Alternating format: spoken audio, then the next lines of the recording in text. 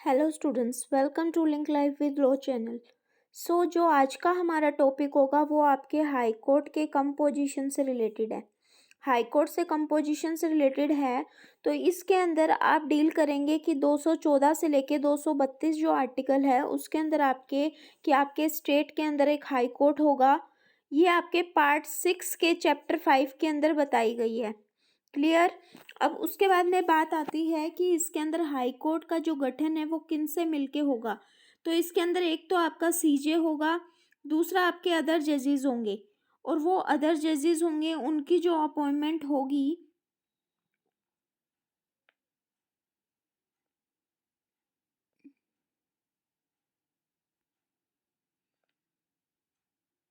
उनकी जो other appointment होगी वो अपॉइंटमेंट होगी किसके द्वारा? अपॉइंटमेंट होगी आपके प्रेसिडेंट के द्वारा। ठीक है। उसके बाद में नंबर ऑफ जजेस कितने होने चाहिए ये डिपेंड करेगा किसके ऊपर? आपके प्रेसिडेंट के ऊपर। फिर दूसरी चीज, SP Gupta versus union of India का जो केस था उसमें ये बात इन्होंने कही थी कि जो आपके नंबर ऑफ जजेस हैं वो आपके डिपेंड करते हैं किसके ऊपर? कि आपके प्रेसिडेंट के ऊपर। क्लियर। उसके बाद में आपका आता है कि आपका आर्टिकल 217 क्लोज 2 के अंदर क्वालिफिकेशन क्या क्या होनी चाहिए कि वो भारत का नागरिक होना चाहिए, 10 ईयर्स तक वो किसी जुडिशियल पोस्ट पे रहा हो, और 10 ईयर्स को उसका एडवोकेट का एक्सपीरियंस हो हाई कोर्ट में या फिर किसी भी अनोदर कोर्ट के अंदर। ये उनकी क्वालिफिकेशन से रिलेटेड बातें आ जाती हैं। फिर उसके बाद में जब क्वालिफिकेशन की बातें आ जाती है तो अपॉइंटमेंट के बारे में बात आती है कि उनकी अपॉइंटमेंट कैसे होगी। तो जो आपका आर्टिकल 127 है उसके अंदर जो आपके प्रेसिडेंट होंगे, यहाँ पे एक चीज और नोट कर लेना, आपके प्रेसिडेंट होंगे वो आपका क्या करेंगे? आपके सीजीआई से, आपके स्टेट गवर्नर से, सीजीआई कौन? चीफ जस्टिस ऑफ इंडिया, आपका स्टेट गवर्नर या फिर जिस हाई कोर्ट के अंदर आपकी अपॉइंटमेंट की जानी है, जो भी आपकी अपॉइंटमेंट से रिलेटेड हाई कोर्ट है वहाँ के चीफ जस्टिस से वो क्या करेंगे? सलाह लेंगे। फिर इनके जब टाइम पीरियड की बात आती है कि कितने टाइम पीरियड तक वो अपनी पोस्ट के ऊपर बने रह सकते हैं, तो टाइम पीरियड के ऊपर इसके अंदर आर्टिकल 217 के क्लोज 1 के अंदर 62 ईयर्स का नोट डाउन करना, 62 ईयर्स, और एक यहाँ पे इसको लिंक विद करो आप किसके साथ में? आपके सुप्रीम कोर्ट की जो होती है वो होती है 65 ईयर्स। ठीक है। फिर बात आती है कि जब यहाँ पे मान लो पोस्ट वैकेंट है, पोस्ट वैकेंट होती है यानी कि पद खाली है, तो वो कैसे रिक्त हो सकता है? या तो जो चीफ जस्टिस है या जो भी जजेस हैं उसने अपना सेल्फ रेजिग्नेशन दे दिया है, या फिर 124 में प्रोसीडिंग रिमूवल हो गया है। 124 के प्रोसीडिंग रिमूवल का मतलब कि यहाँ पे आपकी दो चीजें आ सकती हैं, एक तो आपका मिसबिहेवियर और एक आपका इनकैपेसिटी। ठीक है। ये आपकी जो दो चीजें हैं ये आपकी मिसबिहेवियर से रिलेटेड हो सकती हैं। ठीक है।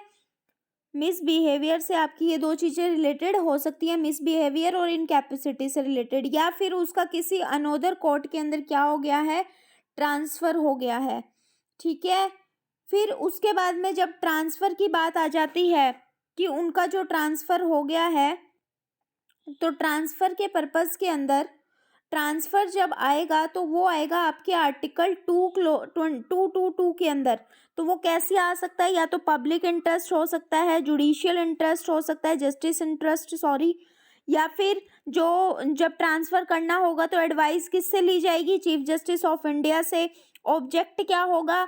तो यहाँ पे एक चीज याद रखना कि जजेस का ट्रांसफर करना उसका ऑब्जेक्ट ये नहीं है कि उसको पनिशमेंट दी जा रही है, और आपकी जुडिशियल की फ्रीडम को बनाए रखने के लिए ऐसा किया जाना आवश्यक होता है।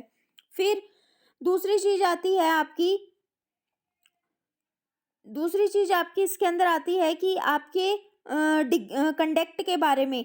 तो जब कंडक्ट की बात आती है तो वो अपनी डिग्निटी को बनाए रखेगा, उसकी फर्स्ट लायबिलिटी होती है अपनी डिग्निटी को बनाए रखना। और रिस्ट्रिक्शन एडवोकेसी के ऊपर कब लगाई जा सकती है? रिस्ट्रिक्शन उसके ऊपर आर्टिकल 220 के अंदर लगाई जाएगी, जो कि वो सुप्रीम कोर्ट में प्रैक्टिस नहीं कर सकता। जिस हाई कोर्ट के अंदर उसकी अपॉइंटमेंट की गई है उस हाई कोर्ट के अंदर भी वो प्रैक्टिस नहीं कर सकता है। अभी एक क्वेश्चन दिमाग में अराइज होना चाहिए कि क्या आपका जो जजेस होते हैं वो गवर्नमेंट सर्वेंट हैं या नहीं, क्वेश्चन मार्क। यहाँ पे आता है क्वेश्चन मार्क। तो क्लियर कट आंसर होगा नो, क्योंकि ये आपकी एग्जीक्यूटिव जो कंट्रोल होता है, एग्जीक्यूटिव कंट्रोल जो होता है वो इनके ऊपर नहीं है। क्लियर। अभी नेक्स्ट आपका जो सबसे लास्ट पॉइंट आता है इसके कंपोजिशन में, तो जो आपका हाई कोर्ट है उसको कोर्ट ऑफ रिकॉर्ड भी माना जाता है आर्टिकल 215 के अंदर। किस चीज़ से, कि अगर मान लो आपके हाई कोर्ट के अंदर कोई रिकॉर्ड के तौर पे कोई एविडेंशरी अगर कोई इम्पोर्टेंट्स है, कि वहाँ पे एविडेंशरी कोई इम्पोर्टेंट चीज़ रखी हुई है, कोई डॉक्यूमेंट है, तो आप उसको क्वेश्चन मार्क नहीं करोगे। सबसे पहली बात कि आप उसको क्वेश्चन मार्क नहीं करोगे। दूसरी चीज़, कंटेम्प्ट ऑफ कोर्ट, अगर मान लो कोई पर्सन अगर वहाँ पे कंटेम्प्ट करता है, कोर्ट की अवमानना करता है, तो उस कंडीशन में उस कोर्ट को क्या करेगी, पनिशेबल करेगी।